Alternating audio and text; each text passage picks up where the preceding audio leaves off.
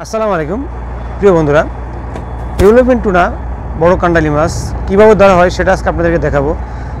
কীভাবে আমরা সাগর থেকে মাছটা ধরি, কি কি আদার ব্যবহার করি এবং কিভাবে ধরে তুলি, কেটে কোথায় রাখি। তো চলুন বন্ধুরা, ভিডিওটা স্টার্ট করা যাক। কীভাবে আমরা কান্ডালি মাছটা ধরি, লেটস গো। মালদ্বীপে ইউরোপিয়ান টুনা ধরার জন্য আমরা যে আদারগুলো ব্যবহার করি সেই আদারগুলোর নমুনা আজকে আপনাদেরকে দেখাবো। এগুলো হলো মাছ মগুরা যাকে বলে, এবং এগুলো আমরা ছেটার জন্য ব্যবহার করি। সাথে আছে রন্ডু, ডিয়ার গাইস। রন্ডুগুলো হলো বড়শিতে গাঁথলে এগুলো অনেক তলে চলে যায়, এই জন্য বড় বড় কান্ডালি এগুলোতে ধরার জন্য সহজ হয়। তো এই কান্ডালিগুলো ধরতে গেলে অনেক সময় চিকন খাম্বারে হাত গরম হয়ে যায়, হাতে পানি দিতে হয় এবং অনেক সময় ধরে এই কান্ডালিগুলো ধরেতে আস্তে আস্তে তুলতে হয়, যার কারণে হলো লেট হয়ে যায়, আধা ঘন্টা 15 মিনিট 20 মিনিট এরকম সময় লাগে। তো এই হইলো আমার কান্ডালি, যেটা আস্তে আস্তে আমি অনেক সময় লাগিয়ে উপরে তুলছি। তো এই ভিডিওটা দীর্ঘায়িত করলে হয়তো আপনারা দেখবেন না, যার কারণে আমি শর্ট করে মাছটা যখন উপরে উঠছে আমার ক্যামেরা বন্দি করলাম গোপ্রো দিয়ে। ডিয়ার গাইস, 60 থেকে 70 কেজি ওজনের কান্ডালিটা এত সহজে ধরে তোলা যায় না। তো এটার জন্য একটা সাপোর্ট, যেটাকে বলে সাপোর্ট মারলাম যাতে করে মাছটা ছুটে না যায়। এখন মাছটা উপরে তুলে ফেলেছি, যেটাকে কাবার বলে, এদেশে কাবার দিয়ে মাছটাকে কাছাকাছি আসলে অনেক সময় ধরতে অসুবিধা হয়, তো কাবার ব্যবহার করা হয়। দুই সাইডে দুইটা দাঁড়ানি দেওয়া, হুক দেওয়া কান্ডালিটা তুলতে যায়, অনেক রক্তাক্ত হয়ে গেছে। এখন দাঁড়াটা কান্ডালিটা উপরে তুলে ফেলেছি আলহামদুলিল্লাহ।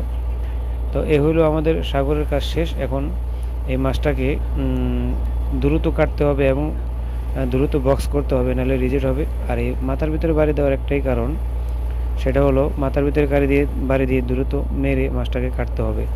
তো মাছটাকে কাটার একটাই কারণ, মাছের ভিতরে যে ডিম এবং যেটাকে দেশে বলে ভান্ডু এবং পেটি বলে, আমাদের দেশে ফুল বলে, দেশে বলে কারু, এগুলো বের না করলে বরফের ভিতরে রাখলে মাছটা গন্ধ হয়ে যাওয়ার, পানিটা নষ্ট হয়ে যাওয়ার সম্ভাবনা থাকে বেশি। যার কারণে আমরা মাছটা ফুলটা এবং মাছের ডিম এবং নাড়ি ভুড়ি সব কিছু বের করব। তো প্রিয় বন্ধুরা, আসলে কাজটা যত সহজে দেখতেছেন করা অত সহজ না, অনেক সময় লাগে, কিন্তু এই কাজটা করতে করতে অনেকের এক্সপিরিয়েন্স ভালো থাকলে 1-1.5 মিনিটের ভিতরে এই মাছটা কাটতে পারে, সাফ করতে পারে। তো মাছটা তুলতে গেলে অনেক সময় লেগে যায়। তো এ হলো ইউরোপিয়ান টুনা কীভাবে সাফ করে কেটে এবং ডিম কীভাবে বাইর করে, সব কিছু আজকে আপনাদেরকে দেখালাম। এখন এই মাছটা আমরা পশিতে বক্স করব, যে বক্সগুলোতে রেখে আমরা মাছটা ফ্যাক্টরিতে নেই।